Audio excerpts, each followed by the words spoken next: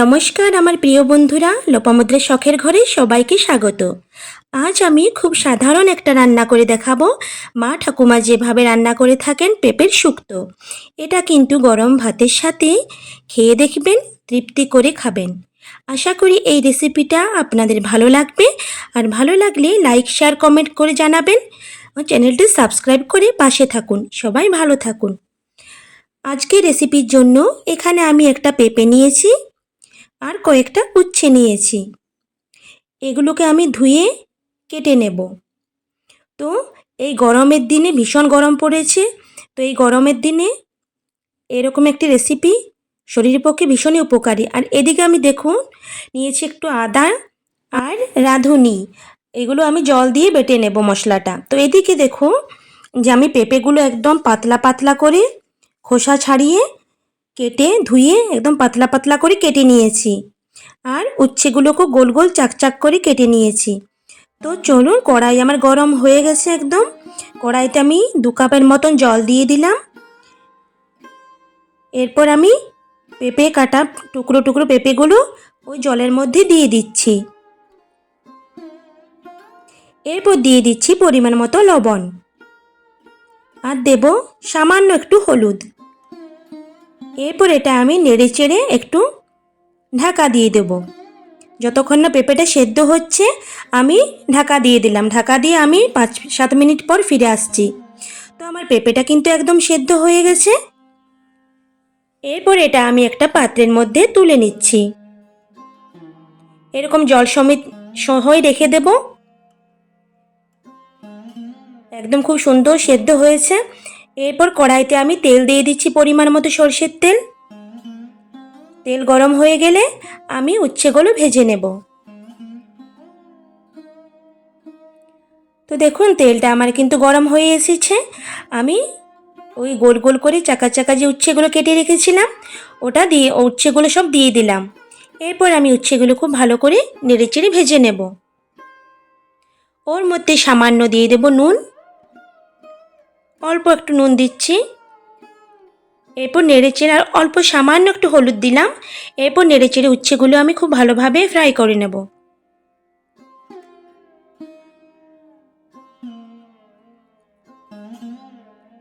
তো উচ্ছে আমার ভাজা হয়ে গেছে, দেখতেই পাচ্ছেন। আমি উচ্ছেগুলো তুলে নেব একটা পাত্রের মধ্যে। গরমের দিনে কিন্তু এরকম যদি সবজি থাকে না, পেঁপের শুক্তো বা তেঁতোর ডাল, টক ডাল, খুবই উপকার। যা ভীষণ গরম পড়েছে, এরকম হালকা খাবার খাওয়াটাই সবথেকে শরীরের পক্ষে উপকার, সবার পক্ষেই। তো উচ্ছে ভাজা আমার হয়ে গেল, দেখতেই পেলেন। এরপর ওই তেলের মধ্যে আমি ফোড়ন হিসেবে দিয়ে দিচ্ছি। এখানে আছে 2টো তেজপাতা টুকরো করে নিয়েছি, আর আছে কালো জিরে আর রাঁধুনি। ব্যাস এইটুকু আমি ফোড়নে দিলাম। এখানে আমি শুকনো লঙ্কা দিচ্ছি না, কারণ শুক্তো বা তেঁতোর মধ্যে শুকনো লঙ্কাটা না দিলেই ভালো লাগে। তো এগুলো আমি খুব ভালোভাবে ভেজে নিচ্ছি মশলাটা।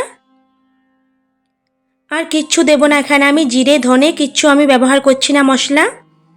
তো মশলাটা আমার একদম ভাজা হয়ে গেছে। আমি পেঁপেটা জল সমেত দিয়ে দিলাম, দিয়ে নেড়ে চেড়ে খুব ভালোভাবে আমি এটা মিশিয়ে নিচ্ছি।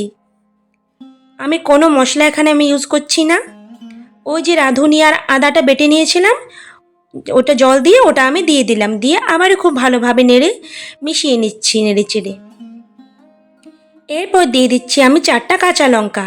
এখানে আমি গুঁড়ো লঙ্কা ব্যবহার করছি না, গরমের দিনে পেট ঠান্ডা হওয়ার জন্য এই তরকারিটি খুবই ভালো। আমি এখানে গুঁড়ো লঙ্কা শুকনো লঙ্কা কিচ্ছু ব্যবহার করলাম না। দিয়ে দিলাম স্বাদ অনুযায়ী 1/2 চামচ চিনি। চিনিটা একটু শুক্তোর মধ্যে লাগেই, না হলে টেস্ট ভালো আসে আরও। তো নেড়ে চেড়ে খুব ভালোভাবে মিশিয়ে নিলাম। তো ফুটে গেছে, তো আমি দিয়ে দিলাম উচ্ছে ভাজাগুলো। তো উচ্ছে ভাজাটা দিয়ে আবারও খুব ভালোভাবে নেড়ে চেড়ে আমি উচ্ছেগুলো দিয়ে মিশিয়ে নিচ্ছি পেঁপের সাথে।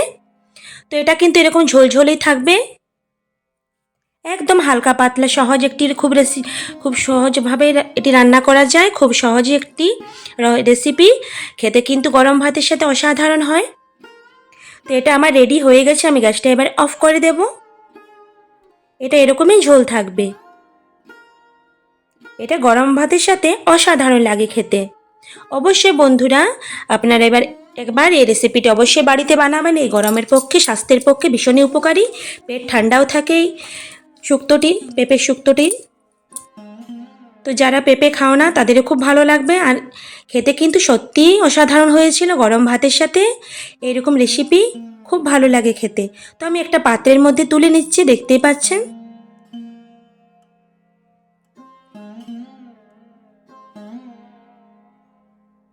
একদম হালকা একটি রান্না, কোনো মশলা আমি ইউজ করিনি, দেখতেই পেলেন আপনারা।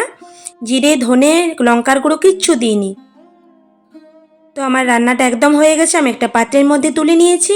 দেখুন তাতে কালারটাও দেখতে ভীষণ সুন্দর লাগছে। তো বন্ধুরা, আজকে আমার এই পেঁপের শুক্তো রেসিপিটি কেমন লাগলো অবশ্যই আমাকে লাইক কমেন্ট করে জানাবেন। যদি ভালো লেগে থাকে তাহলে লাইক শেয়ার কমেন্ট করবেন। আপনাদের একটা কমেন্ট আমাকে অনেক উৎসাহ করে আরও অনেক ভালো ভালো ভিডিও বানানোর জন্য। তো আমি আজকের মতো এখানে ভিডিওটি শেষ করছি। সবাই ভালো থাকবেন, এই গরমে সুস্থ থাকবেন, শরীরের খেয়াল রাখবেন।